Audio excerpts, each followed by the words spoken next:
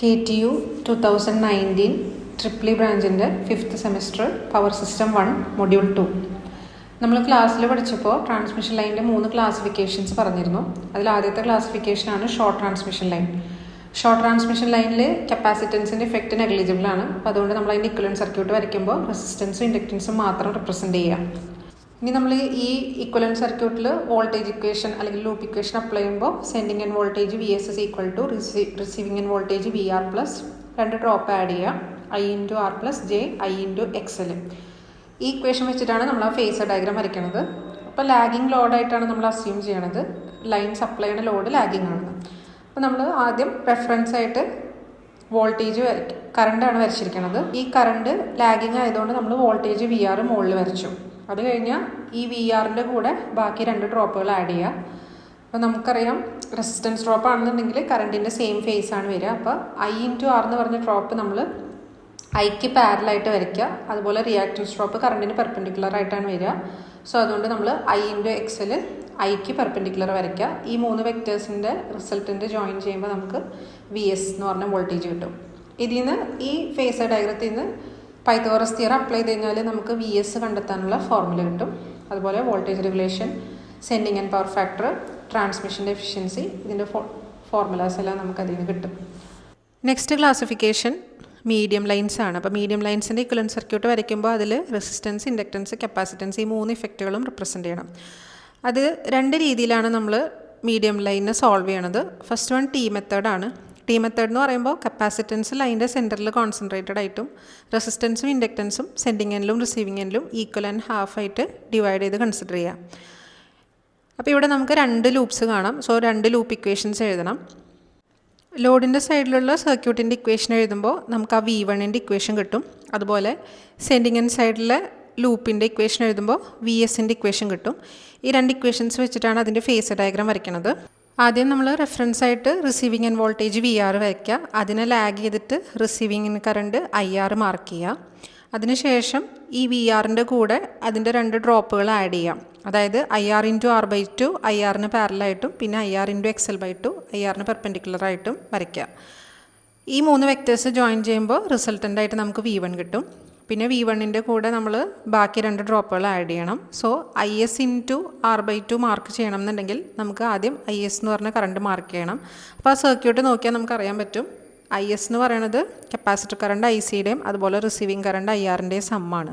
അപ്പോൾ capacitor current IRനെ തുടർന്ന് വരയ്ക്കുക. അത് വോൾട്ടേജിനെ ലീഡ് ചെയ്തിട്ട് വരണം. അപ്പോൾ വോൾട്ടേജിന് പെർപെൻഡിക്കുലറായിട്ട് ലീഡിങ് ഡയറക്ഷനിൽ വരയ്ക്കുന്നു. ഈ IRും ICയും കൂടെ ജോയിൻ ചെയ്യുമ്പോൾ നമുക്ക് IS കിട്ടുന്നു. പിന്നെ ഈ ISന് പാരലായിട്ട് IS × R/2 പെർപെൻഡിക്കുലറായിട്ട് IS × XL/2. ഈ ഡ്രോപ്പിൻ്റെ റിസൾട്ടൻ്റ് നമ്മൾ വരയ്ക്കുമ്പോൾ നമുക്ക് VSൻ്റെ റിസൾട്ടൻ്റ് വെക്ടർ കിട്ടും. നെക്സ്റ്റ് നമ്മൾ ABCD പാരാമീറ്റേഴ്സിൻ്റെ ഡെറിവേഷനാണ് നോക്കാൻ പോകുന്നത്. ഇപ്പോൾ ഈ സെൻഡിങ് എൻ വോൾട്ടേജിനെയും കറണ്ടിനെയും നമുക്ക് റിസീവിങ് എൻ വോൾട്ടേജിൻ്റെയും കറണ്ടിൻ്റെയും ടേംസിൽ എക്സ്പ്രസ് ചെയ്യാൻ പറ്റും. ആ എക്സ്പ്രസ് ചെയ്യുമ്പോൾ അതിനകത്ത് നമുക്ക് 4 പാരാമീറ്റേഴ്സ് ഉണ്ട്, ABCD. ഇപ്പോൾ ഈ പാരാമീറ്റേഴ്സ് കണ്ടെത്താനുള്ള മെത്തേഡാണ് നെക്സ്റ്റ് പറയുന്നത്. നമ്മൾ ഫസ്റ്റ് വരച്ച സർക്യൂട്ടിൽ നിന്ന് ആ 2 വോൾട്ടേജ് ഇക്വേഷൻ എഴുതിയ പോലത്തെ തന്നെ VSൻ്റെ ഇക്വേഷൻ എഴുതുക. അപ്പോൾ VSൻ്റെ ഇക്വേഷനിൽ നമ്മൾ എന്തെന്ന് വെച്ചാൽ V1ന് സബ്സ്റ്റിറ്റ്യൂട്ട് ചെയ്യും. V1 സബ്സ്റ്റിറ്റ്യൂട്ട് ചെയ്ത് കഴിയുമ്പോൾ നമുക്കവിടെ VRൻ്റെ IRൻ്റെയും ടേംസിൽ കിട്ടും. ഇനി റിമൈനിങ് ആയിട്ട് നമുക്ക് ISനെയാണ് IRൻ്റെ ടേംസിലോട്ട് മാറ്റേണ്ടത്. അപ്പോൾ നമ്മൾ അടുത്ത സ്റ്റെപ്പിൽ ISൻ്റെ എക്സ്പ്രഷൻ എഴുതി.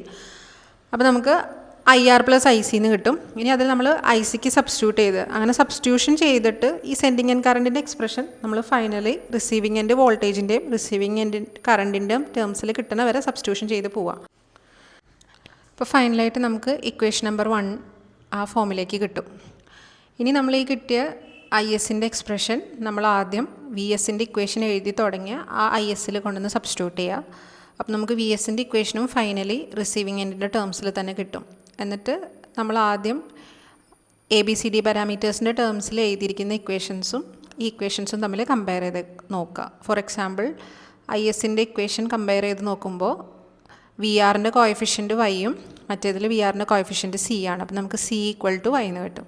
അതുപോലെ IRൻ്റെ കോഎഫിഷ്യൻറ്റ് YZ/2 + 1ഉം ബേസിക് ഇക്വേഷനിൽ അതിൻ്റെ സ്ഥാനത്തുള്ളത് D ആണ്. അപ്പോൾ നമുക്ക് D = YZ/2 + 1 എന്ന് കിട്ടും. അങ്ങനെ നമുക്ക് ABCD പാരാമീറ്റേഴ്സിൻ്റെ വാല്യൂസ് കണ്ടെത്താം. നെക്സ്റ്റ് പൈ മെത്തേഡാണ്. പൈ മെത്തേഡ് ആകുമ്പോൾ നമ്മൾ കപ്പാസിറ്റൻസ് സെൻഡിങ് എൻഡിലും റിസീവിങ് എൻഡിലും ഈക്വൽ ആൻഡ് ഹാഫ് ആയിട്ട് ഡിവൈഡ് ചെയ്ത് കാണിക്കുക. റെസിസ്റ്റൻസും ഇൻഡക്റ്റൻസും ലൈനിൻ്റെ സെൻറ്ററിൽ തന്നെ കാണിക്കുക. അപ്പോൾ ഇതിൽ ജസ്റ്റ് ഒരു ലൂപ്പിൻ്റെ ഇക്വേഷൻ മാത്രമേ എഴുതേണ്ട ആവശ്യമുള്ളൂ. നമ്മൾ കഴിഞ്ഞ കേസിൽ പറഞ്ഞ പോലെ തന്നെ വെക്റ്റർ ഡയഗ്രാം വരയ്ക്കുക. അതുപോലെ ABCD പാരാമീറ്റേഴ്സ് കണ്ടെത്താനുള്ള ഡെറിവേഷനും അതേ കോൺസെപ്റ്റ് പോലെ തന്നെ ചെയ്യാം. നെക്സ്റ്റ് ലോങ് ട്രാൻസ്മിഷൻ ലൈനാണ്. ഇതിൽ നമ്മൾ ആ ലോങ് ലൈനിൻ്റെ ഒരു ചെറിയ എലമെൻ്റൽ ലെങ്ത്ത് DX മാത്രം കൺസിഡർ ചെയ്യും. ഈ elemental ലെങ്ത്തിലുള്ള susceptance small y DX ആണെന്നും അതുപോലെ ഇമ്പിഡൻസ് സ്മോൾ z DX ആയിട്ടും അസ്യൂം ചെയ്യും. എന്നിട്ട് നമ്മൾ ആ സ്മോൾ എലമെൻ്റൽ ലെങ്ത്തിലുള്ള വോൾട്ടേജിൻ്റെയും കറണ്ടിൻ്റെയും ഇക്വേഷൻ എഴുതും. അത് ഡിഫറൻഷ്യേറ്റ് ചെയ്യും. അപ്പോൾ നമുക്ക് dV/dXൻ്റെയും dI/dXൻ്റെ ഇക്വേഷൻസ് കിട്ടും. എന്നിട്ട് dV/dXൻ്റെ ഇക്വേഷൻ ഒന്നും കൂടെ നമ്മൾ ഡിഫറൻഷ്യേറ്റ് ചെയ്യും, സബ്സ്റ്റിറ്റ്യൂഷൻ ചെയ്ത് വരും. അപ്പോൾ നമുക്കൊരു സെക്കൻഡ് ഓർഡർ ഇക്വേഷൻ കിട്ടും. അതിൻ്റെ സൊല്യൂഷനാണ് അവിടെ V = K1 cos H x √YZ എന്ന് പറഞ്ഞ ഇക്വേഷൻ നമ്പർ 3 എന്ന് പറഞ്ഞിട്ട് എഴുതിക്കുന്ന ഇക്വേഷൻ. ഈ ഇക്വേഷൻ നെക്സ്റ്റ് നമ്മൾ x വെച്ച് ഡിഫറൻഷ്യേറ്റ് ചെയ്യും. അപ്പോൾ നെക്സ്റ്റ് ഇക്വേഷൻ കിട്ടും dV/dXൻ്റെ. എന്നിട്ട് ഇതിൽ നമ്മൾ I × Z എന്ന് സബ്സ്റ്റിറ്റ്യൂട്ട് ചെയ്യും. I × Z സബ്സ്റ്റിറ്റ്യൂട്ട് ചെയ്തിട്ട് നമുക്ക് Z-നെ √Z × √Z എന്ന് സബ്സ്റ്റിറ്റ്യൂട്ട് ചെയ്യാം. അപ്പോൾ രണ്ട് സൈഡിൽ നിന്നും ഒരു Z കട്ടായി പോവും. അപ്പോൾ ലെഫ്റ്റ് സൈഡിലുള്ള √Z-നെ റൈറ്റ് സൈഡിലേക്ക് എടുത്ത് കഴിയുമ്പോൾ ആ ഇക്വേഷൻ നമ്പർ 4 കിട്ടും. I = √Y/Z എന്ന് പറഞ്ഞ ഫോമിൽ. ഇനി നമുക്ക് ഈ കിട്ടിയ തേർഡ് ഇക്വേഷനിലും 4 ഇക്വേഷനിൽ നിന്നും അതിലെ കോൺസ്റ്റൻസ് K1 K2 കണ്ടെത്തണം. അപ്പോൾ അതിന് വേണ്ടിയിട്ട് നമ്മൾ ഈ രണ്ട് ഇക്വേഷൻസിലും ഒരു കണ്ടീഷൻ അപ്ലൈ ചെയ്യാൻ പോവാണ്. അതായത് ഈ രണ്ട് ഇക്വേഷൻസിലും X-ന് 0 കൊടുക്കണം, വോൾട്ടേജിന് VR എന്ന് സബ്സ്റ്റിറ്റ്യൂട്ട് ചെയ്യണം, കറണ്ടിൻ്റെ ഇക്വേഷനിൽ കറണ്ടിനെ IR എന്ന് സബ്സ്റ്റിറ്റ്യൂട്ട് ചെയ്യണം. അപ്പോൾ ഈ സബ്സ്റ്റിറ്റ്യൂഷൻസ് ചെയ്ത് കഴിയുമ്പോൾ നമുക്ക് കാണാം ഇക്വേഷൻ നമ്പർ 3യിലുള്ള വോൾട്ടേജിൻ്റെ ഇക്വേഷനിൽ നിന്ന് K1ൻ്റെ വാല്യൂയും കിട്ടും. അതുപോലെ ഇക്വേഷൻ നമ്പർ 4ലുള്ള കറണ്ടിൻ്റെ ഇക്വേഷനിൽ നിന്ന് K2ൻ്റെ വാല്യൂയും കിട്ടും. ഈ കിട്ടിയ K1 K2 നമ്മൾ 3യിലും 4ലും സബ്സ്റ്റിറ്റ്യൂട്ട് ചെയ്ത് കൊടുക്കാം. എന്നിട്ട് അതിൽ നമുക്ക് ഇപ്പം നമ്മൾ കണ്ടെത്തിയത് സ്മോൾ എലിമെൻ്റൽ ലെങ്ത്തിൽ മാത്രമുള്ള വോൾട്ടേജും കറണ്ടിൻ്റെ ഇക്വേഷനാണ്. അപ്പം നമുക്കതിൽ ടോട്ടൽ ലെങ്ത്തിൻ്റെ കിട്ടാൻ വേണ്ടിയിട്ട് X ഉള്ള സ്ഥലത്തൊക്കെ ഓവറോൾ ലെങ്ത്ത് L കൊടുക്കുക. അതുപോലെ വോൾട്ടേജിന് VS എന്നും കറണ്ടിന് IS എന്നും തിരിച്ച് സബ്സ്റ്റിറ്റ്യൂട്ട് ചെയ്യാം. അപ്പോൾ നമുക്കവിടെ L × √YZ എന്ന് പറഞ്ഞൊരു ഇക്വേഷൻ ഒരു ഫോമിലാണ് കിട്ടുക.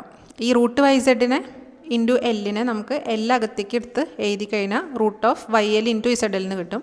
അപ്പോൾ സ്മോൾ y-നെ ഓവറോൾ ലെങ്ത്ത് വെച്ച് മൾട്ടിപ്ലൈ ചെയ്യുമ്പോൾ നമുക്ക് ഓവറോൾ സസെപ്റ്റൻസ് ക്യാപിറ്റൽ Y കിട്ടും. അതുപോലെ സ്മോൾ Z-നെ ഓവറോൾ ലെങ്ത്ത് L വെച്ച് മൾട്ടിപ്ലൈ ചെയ്യുമ്പോൾ നമുക്ക് ഓവറോൾ ഇമ്പിഡൻസ് ക്യാപിറ്റൽ Z കിട്ടും. അപ്പോൾ YL-ഉം ZL എല്ലാം ക്യാപിറ്റൽ Y-യും ക്യാപിറ്റൽ Z ആയിട്ട് റീപ്ലേസ് ചെയ്യുക. എന്നിട്ട് നമ്മളുടെ ബേസിക് ആയിട്ടുള്ള ABCD പാരാമീറ്റേഴ്സിൻ്റെ ഇക്വേഷൻ വെച്ച് കമ്പയർ ചെയ്തിട്ട് മുന്നേ ചെയ്ത പോലെ തന്നെ ABCD പാരാമീറ്റേഴ്സ് കണ്ടുപിടിക്കാം. ഇനി നമുക്ക് ട്രാൻസ്മിഷൻ ലൈനിൻ്റെ ഇൻഡക്റ്റൻസ് കണ്ടെത്താനുള്ള ഡെറിവേഷനാണ്. നമുക്കവിടെ രണ്ട് ട്രാൻസ്മിഷൻ ലൈൻ AB കാണിച്ചിട്ടുണ്ട്. എയിൽ ഫ്ലോ ചെയ്യുന്ന കറണ്ടാണ് IA, ബിയിൽ ഫ്ലോ ചെയ്യുന്ന കറണ്ടാണ് IB. നമുക്ക് IA + IB = 0 എന്ന് എഴുതാം. ഇനി ഒരു കണ്ടക്ടറിലെ ഫ്ലക്സ് ലിങ്കേജ് ആണ് കറണ്ട് ഫ്ലോ ചെയ്യുമ്പോൾ അതിന് ലിങ്ക് ചെയ്യുന്ന ഫ്ലക്സ് ലിങ്കേജിനെയാണ് സൈ എന്ന് റിപ്രസെൻ്റ് ചെയ്യുന്നത്. അപ്പോൾ ഇവിടെ കണ്ടക്ടർ എയുടെ ഫ്ലക്സ് ലിങ്കേജ് എഴുതുമ്പോൾ ആക്ച്വലി കണ്ടക്ടർ ബി കൂടെയും കറണ്ട് ഫ്ലോ ചെയ്യുന്നത് കൊണ്ട് കണ്ടക്ടർ ബിയിലും ഫ്ലക്സ് ഉണ്ടാവും. അപ്പോൾ ഈ കണ്ടക്ടർ ബിയുടെ എക്സ്റ്റേണൽ പോർഷനിലുള്ള ഫ്ലക്സ് തൊട്ടടുത്തിരിക്കുന്ന കണ്ടക്ടർ എനെ ലിങ്ക് ചെയ്യും. അപ്പോൾ കണ്ടക്ടർ എയുടെ ഫ്ലക്സ് ലിങ്കേജ് നമ്മൾ കൺസിഡർ ചെയ്യുമ്പോൾ കണ്ടക്ടർ എയുടെ സെൽഫും കണ്ടക്ടർ ബിയുടെ എക്സ്റ്റേണൽ ഫ്ലക്സ് ലിങ്കേജും കൂടെ നമ്മൾ ആഡ് ചെയ്യണം. അപ്പോൾ കണ്ടക്ടർ എയുടെ സെൽഫാണ് അവിടെ R⁻∞ dx/x എന്ന് പറഞ്ഞ ടേം കാണുന്നത്. മ്യൂച്വലിൻ്റെ ആണ് D⁻∞ dx/x എന്ന് പറഞ്ഞ ടേം. പിന്നെ നമ്മളത് ആഡ് ചെയ്യുന്നു, ഇൻ്റഗ്രേറ്റ് ചെയ്യുന്നു, ലിമിറ്റ്സ് എല്ലാം അപ്ലൈ ചെയ്യുന്നു. അതിനുശേഷം നമുക്ക് എല്ലാം ഒരേ സെയിം കറണ്ട് IAയുടെ ടേംസിലോട്ട് മാറ്റണം. അപ്പോൾ നമുക്ക് അവിടെ IB എന്ന് പറഞ്ഞ ടേമിനെ -IA ആയിട്ട് സബ്സ്റ്റിറ്റ്യൂട്ട് ചെയ്യാം. അതിനുശേഷം log A - log B എന്ന് പറഞ്ഞ ഫോമിനെ നമുക്ക് log A/B എന്ന് എഴുതാം. നമുക്ക് സൈയുടെ ഫൈനൽ ഇക്വേഷൻ കിട്ടും. ഇനി ഇൻഡക്റ്റൻസ് എന്ന് പറയുന്നത് flux linking per unit current ആണ്. അപ്പോൾ നമുക്ക് ആ കിട്ടിയ സൈൻ്റെ ഇക്വേഷനെ കറണ്ട് വെച്ച് എയുടെ കറണ്ട് IA വെച്ച് ഡിവൈഡ് ചെയ്താൽ കണ്ടക്ടർ എയുടെ ഇൻഡക്റ്റൻസിൻ്റെ ഫോർമുല കിട്ടും. കണ്ടക്ടർ എയിൽ ഫ്ലോ ചെയ്യുന്ന കറണ്ട് തന്നെയാണ് കണ്ടക്ടർ ബിയിലും ഫ്ലോ ചെയ്യുന്നത്. അപ്പോൾ രണ്ടിലും ഉണ്ടാകുന്ന ഇൻഡക്റ്റൻസിൻ്റെ എഫക്റ്റ് സെയിം ആണ്. അപ്പോൾ ലൂപ്പ് ഇൻഡക്റ്റൻസ് കിട്ടാനായിട്ട് കണ്ടക്ടർ എയുടെ ഇൻഡക്റ്റൻസ് എന്താണോ അതേ × 2 ചെയ്താൽ ടോട്ടൽ ഇൻഡക്റ്റൻസ് കിട്ടും. നെക്സ്റ്റ് നമുക്ക് 3 ഫേസ് ട്രാൻസ്മിഷൻ ലൈനിൻ്റെ ഇൻഡക്റ്റൻസിൻ്റെ എഫക്റ്റാണ് പഠിക്കാനുള്ളത്. അപ്പോൾ ഇതിൽ 3 കണ്ടക്ടേഴ്സ് നമുക്ക് കാണാൻ പറ്റുന്നുണ്ട്. അപ്പോൾ നേരത്തെ പറഞ്ഞ പോലെ തന്നെ കണ്ടക്ടർ എയുടെ ഫ്ലക്സ് ലിങ്കേജ് എഴുതുമ്പോൾ ആദ്യം കണ്ടക്ടർ എയുടെ സെൽഫ് എഴുതണം, പിന്നെ ബിയുടെയും സിയുടെയും എക്സ്റ്റേണൽ ഫ്ലക്സ് ലിങ്കേജും കൂടെ എഴുതുക, ആഡ് ചെയ്യുക, ലിമിറ്റ് അപ്ലൈ ചെയ്യുക, ഇൻ്റഗ്രേറ്റ് ചെയ്യുക, ലിമിറ്റ്സ് അപ്ലൈ ചെയ്യുക, ഫൈനൽ ഇക്വേഷൻ കിട്ടി. ഇനി നമുക്കിതിൽ 2 കണ്ടീഷൻസ് അപ്ലൈ ചെയ്യാം. First one symmetrical spacing. Symmetrical spacing എന്ന് പറഞ്ഞാൽ ഈ 3 കണ്ടക്ടേഴ്സും തമ്മിലുള്ള സ്പേസിംഗ് ഈക്വൽ ആവുന്ന കണ്ടീഷനാണ്. അപ്പോൾ നമുക്കിവിടെ D1, D2, D3 എല്ലാം സ്മോൾ d ആയിട്ട് സബ്സ്റ്റിറ്റ്യൂട്ട് ചെയ്യാം. ഈ സബ്സ്റ്റിറ്റ്യൂഷൻ സൈയുടെ ഇക്വേഷനിൽ കൊടുത്ത് നമുക്ക് ആ ഇക്വേഷൻ ഒന്നും കൂടെ റെഡ്യൂസ് ചെയ്ത് കൊണ്ടുവരാം. നെക്സ്റ്റ് അൺസിമെട്രിക്കൽ സ്പേസിംഗ് ആണ്. അൺസിമെട്രിക്കൽ സ്പേസിംഗ് എന്ന് പറയുന്നത് ഇപ്പോൾ ആ ഫിഗറിൽ കാണിച്ചിരിക്കുന്ന പോലെ തന്നെ, അതായത് ABC തമ്മിലുള്ള ഡിസ്റ്റൻസസ് 3ഉം ഡിഫറെൻ്റ് ആണ്. നമുക്കതിൽ കാണുമ്പോൾ തന്നെ അറിയാം കണ്ടക്ടർ B എയിലോട്ട് കുറച്ചും കൂടെ അടുത്താണ് കണ്ടക്ടർ സിനേക്കാളും. അപ്പോൾ കണ്ടക്ടർ ബിയുടെ ഫ്ലക്സ് ലിങ്കേജ് സിനേക്കാളും കൂടുതലായിരിക്കും. അങ്ങനെ വരുമ്പോൾ ഓരോ ട്രാൻസ്മിഷൻ ലൈനിലെ വോൾട്ടേജ് ഡ്രോപ്പ് ഡിഫറെൻറ്റ് വരും. അപ്പോൾ ട്രാൻസ്മിഷൻ ലൈനിൻ്റെ എഫിഷ്യൻസി കുറയും. അപ്പോൾ നമുക്ക് എല്ലാ കണ്ടക്ടേഴ്സിലും വോൾട്ടേജ് ഡ്രോപ്പ് ഈക്വലൈസ് ചെയ്യണം. അതിന് വേണ്ടിയിട്ട് നമ്മൾ ചെയ്യുന്ന പരിപാടിയാണ് ട്രാൻസ്പോസിഷൻ. അപ്പോൾ ഇതിൽ നിങ്ങൾക്ക് ആ ഫിഗർ നോക്കിയാൽ കാണാം, ആദ്യം കണ്ടക്ടർ A ഫസ്റ്റാണ്, B സെക്കൻഡാണ്, C തേർഡാണ്. ഒരു നിശ്ചിത ഡിസ്റ്റൻസ് കഴിയുമ്പോൾ നമ്മൾ ഈ കണ്ടക്ടേഴ്സിൻ്റെ പൊസിഷൻ മാറ്റി കൊടുക്കുകയാണ്. അതായത് പിന്നെ C ഫസ്റ്റ് വരും, A സെക്കൻഡ് വരും, B തേർഡ് വരും. അത് കഴിഞ്ഞ് കുറച്ച് ഡിസ്റ്റൻസ് കഴിയുമ്പോൾ നമ്മൾ വീണ്ടും പൊസിഷൻസ് ഇൻ്റർചേഞ്ച് ചെയ്തിട്ട് B ഫസ്റ്റ് വന്നു, C സെക്കൻഡ് വന്നു, A തേർഡ് വന്നു. അപ്പോൾ റെഗുലർ ഡിസ്റ്റൻസസ് കഴിയുമ്പോൾ ഈ കണ്ടക്ടേഴ്സിൻ്റെ എല്ലാം പൊസിഷൻസ് റിപ്പീറ്റഡ് ആയിട്ട് വരും. അപ്പോൾ അവർ ഇക്വി ഡിസ്റ്റൻ്റ് ആവും. സോ ഇനി ഇതിൻ്റെ ഡെറിവേഷൻ ചെയ്യുമ്പോൾ നമ്മൾ ആദ്യം IA, IB, IC 3 face currents ആദ്യം അതിൻ്റെ ഫേസ് ഡിഫറൻസ് വെച്ചിട്ട് എഴുതുക. 1 ആംഗിൾ 0, 1 ആംഗിൾ -120, 1 ആംഗിൾ -240. അത് കാൽക്കുലേറ്ററിൽ കൊടുത്തു കഴിയുമ്പോൾ നമുക്കത് റെക്റ്റാങ്കുലർ ഫോമിൽ കിട്ടും, അല്ലെങ്കിൽ J ഫോമിൽ. ഈ J ഫോമിൽ കിട്ടുന്ന IA, IB, ICയുടെ വാല്യൂസ് നമ്മൾ ആ സൈൻ്റെ ഇക്വേഷനിൽ സബ്സ്റ്റിറ്റ്യൂട്ട് ചെയ്ത് കൊടുക്കാം. എന്നിട്ട് ഇൻ്റഗ്രേറ്റ് ചെയ്ത് റെഡ്യൂസ് ചെയ്തിട്ട് ഫൈനൽ ഇക്വേഷനിലോട്ട് എത്താം. നെക്സ്റ്റ് വൺ കപ്പാസിറ്റൻസ് ആണ്. ഇപ്പോൾ ട്രാൻസ്മിഷൻ ലൈനിൽ എപ്പോഴും 2 കണ്ടക്ടേഴ്സ് ഉള്ളതുകൊണ്ട് ഒരെണ്ണം പോസിറ്റീവ് ചാർജും മറ്റേത് നെഗറ്റീവ് ചാർജും ആണ്. അപ്പോൾ ഈ 2 ഡിഫറെൻറ്റ് ചാർജസിൻ്റെ പ്രസൻസ് കൊണ്ട് ഈ കണ്ടക്ടേഴ്സിൻ്റെ അക്രോസ് ഒരു കപ്പാസിറ്റൻസ് ഡെവലപ്പ് ആവും. അപ്പോൾ അതിൻ്റെ എക്സ്പ്രഷനാണ് ഇനി നമ്മൾ ഡിറൈവ് ചെയ്യാൻ പോകുന്നത്. അപ്പോൾ ഇവിടെ നമുക്ക് 2 കണ്ടക്ടേഴ്സ് കാണാം. ഒരെണ്ണത്തിൻ്റെ ചാർജ് +Q, മറ്റേതിൻ്റെ ചാർജ് -Q ആണ്. അപ്പോൾ നമുക്ക് ആദ്യം കണ്ടക്ടർ എയുടെ പൊട്ടൻഷ്യൽ ഡിഫറൻസ് എഴുതി കഴിഞ്ഞാൽ ചാർജ് Q കാരണം ഉണ്ടാകുന്ന പൊട്ടൻഷ്യൽ ഡിഫറൻസും അതുപോലെ തൊട്ടടുത്തിരിക്കുന്ന ഓപ്പോസിറ്റ് ചാർജ് -Q കാരണം ഉണ്ടാകുന്ന പൊട്ടൻഷ്യൽ ഡിഫറൻസും തമ്മിൽ ആഡ് ചെയ്തിട്ട് എഴുതാം. അതുപോലെ തന്നെ കണ്ടക്ടർ ബിയുടെ എഴുതാം. കണ്ടക്ടർ ബിയിൽ എഴുതുമ്പോൾ അതിൻ്റെ സെൽഫും പിന്നെ തൊട്ടടുത്തിരിക്കുന്ന +Qൻ്റെ പൊട്ടൻഷ്യൽ ഡിഫറൻസും കൂടെ എഴുതാം, രണ്ടും കൂടെ ആഡ് ചെയ്യാം. ഇനി നമുക്ക് ഈ 2 കണ്ടക്ടേഴ്സിൻ്റെ അക്രോസുള്ള പൊട്ടൻഷ്യൽ ഡിഫറൻസ് കിട്ടണം എന്നുണ്ടെങ്കിൽ നമ്മൾ എന്താണ് ചെയ്യേണ്ടത്? VA - VB ആണ് ചെയ്യേണ്ടത്, VAB കിട്ടണമെങ്കിൽ. നമുക്ക് ആ ഇക്വേഷൻ കാണുമ്പോൾ തന്നെ അറിയാം VAയും VBയും സെയിം തന്നെയാണ്. അപ്പോൾ VA - VB ചെയ്യുമ്പോൾ നമുക്ക് 2 ടൈംസ് VA എന്ന് കിട്ടും. ഇനി കപ്പാസിറ്റൻസ് എന്ന് പറയുന്നത് ചാർജ് ബൈ വോൾട്ടേജ് ആണ്. അപ്പോൾ 2 കണ്ടക്ടേഴ്സ് ABൻ്റെ അക്രോസുള്ള കപ്പാസിറ്റൻസ് കിട്ടാൻ ചാർജ് ഡിവൈഡഡ് ബൈ ABൻ്റെ അക്രോസുള്ള വോൾട്ടേജ് ചെയ്യാം. നമുക്ക് ആ കപ്പാസിറ്റൻസിൻ്റെ ഫൈനൽ ഇക്വേഷൻ കിട്ടും. ഇനി ഇതിലും നമ്മൾ നേരത്തെ പറഞ്ഞ പോലെ തന്നെ ഇൻഡക്റ്റൻസിൻ്റെ കേസ് പറഞ്ഞ പോലെ തന്നെ 3 ഫേസ് വരുമ്പോൾ 2 കോൺസെപ്റ്റ്സ് വരുന്നുണ്ട്, സിമെട്രിക്കൽ സ്പേസിങ്ങും അൺസിമെട്രിക്കൽ സ്പേസിങ്ങും.